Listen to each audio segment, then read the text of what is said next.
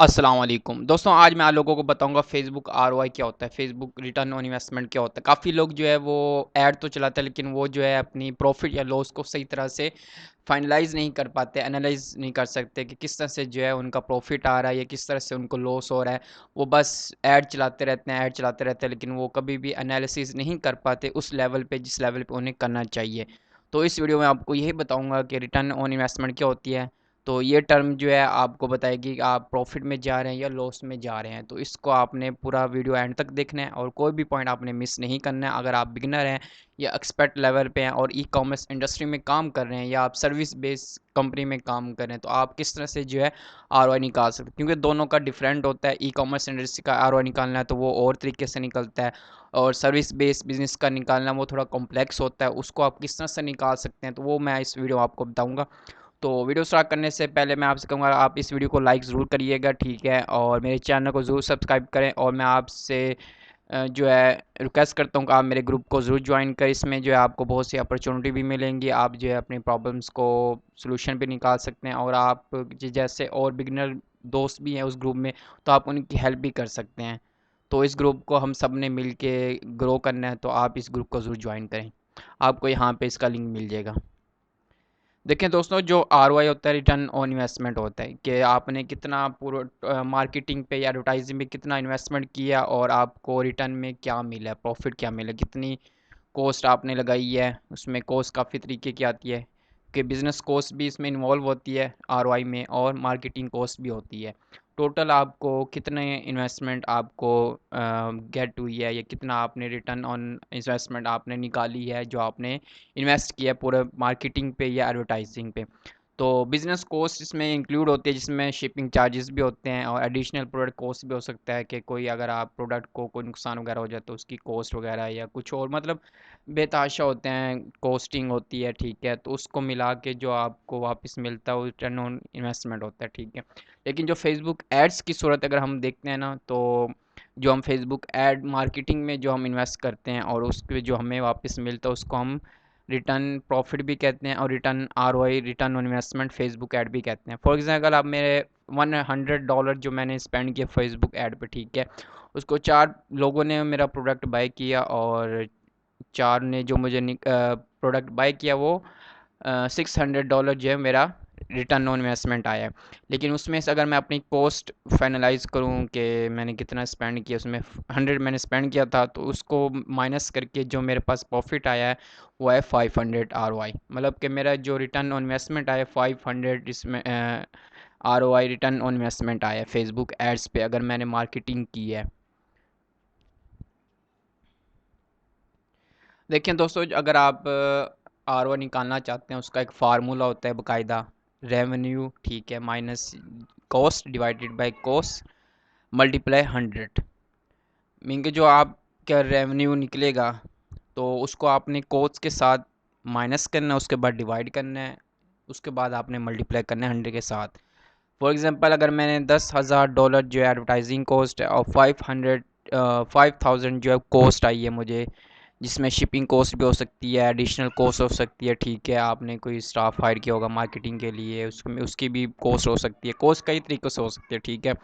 और जो आपने ड्राइव किया 20,000 रेवेन्यू जो आपने जनरेट किया वो $20,000 है। तो इसका जो रिटर्न ऑन इन्वेस्टमेंट है आपको फार्मूला दिया हुआ है, तो 33.3% आपका ROI है। तो जो गुड ROI होता है, मतलब जो पॉजिटिव ROI, वो आपका 10% या इससे ज़्यादा होना चाहिए, ठीक है। तो आपने देख लेना है कि आपका ROI कितना आ रहा है, पॉजिटिव में आ रहा है, नेगेटिव में आ रहा है, तो उसके अकॉर्डिंग जो है आपने अपनी स्ट्रेटजी को चेंज करना है, अपने बिज़नेस को देखना है। लेकिन आपने ये एक बात लाजमी याद रखें, जो इंडस्ट्री होती है उसके मुताबिक जो गोल आपने सेलेक्ट किया होना है, जो आपका कंपटीशन होता है या दूसरे फैक्टर भी होते हैं, तो जिसमें आपकी टारगेट मार्केटिंग होती है, टारगेट ऑडियंस होती है, उसके अकॉर्डिंग जो है आपका ROI अप्स एंड डाउन हो सकता है, ठीक है। आप कभी भी सेम ऑडियंस आपको सेम ROI नहीं दे सकता।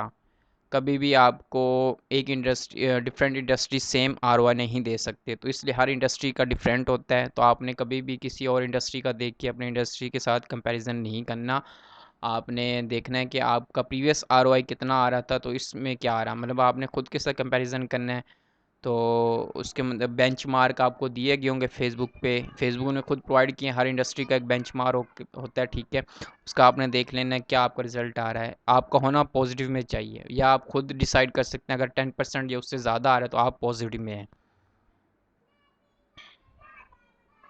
देखिए दोस्तों, ROI जो हम ई कॉमर्स के लिए निकालते हैं वो बहुत ईजी होता है, लेकिन अगर हम सर्विस बेस्ड बिजनेस के लिए निकालें ना तो वो थोड़ा कम्प्लेक्स होता है, क्योंकि उसमें हमने लीड जनरेशन निकालनी होती है। जो लीड्स हमारे पास आती हैं उसको हम कन्वर्ट करते हैं, उस पर मेहनत करते हैं, उसके बाद जाके जो है वो हमें रिटर्न ऑन इन्वेस्टमेंट देते हैं, ठीक है। फर्स्ट ऑफ ऑल इसके लिए जो है आपको वेबसाइट आपकी होनी चाहिए, उसका लैंडिंग पेज होना चाहिए, क्योंकि आपने लॉन्ग टर्म अगर आपने निकालना है कई सालों का या कई महीनों का फॉर एग्जांपल, तो आपके लिए लैंडिंग पेज होना चाहिए, एक स्ट्रॉन्ग लैंडिंग पेज होना चाहिए, ठीक है। उस पर फॉर्म होना चाहिए, उस पर आपका पिक्सल इंस्टॉल होना चाहिए, ठीक है। उस पर आपने लीड इवेंट इंस्टॉल किए हुए हैं, सेटअप किए हुए हैं। अगर आपको नहीं पता आप पिक्सल किस तरह इंस्टॉल कर सकते हैं या स्टैंडर्ड इवेंट किस तरह इंस्टॉल कर सकते हैं, तो आप मेरे वेब पेज पे जाके, आप मेरे जो चैनल पे जाके आप वीडियोस देख सकते हैं।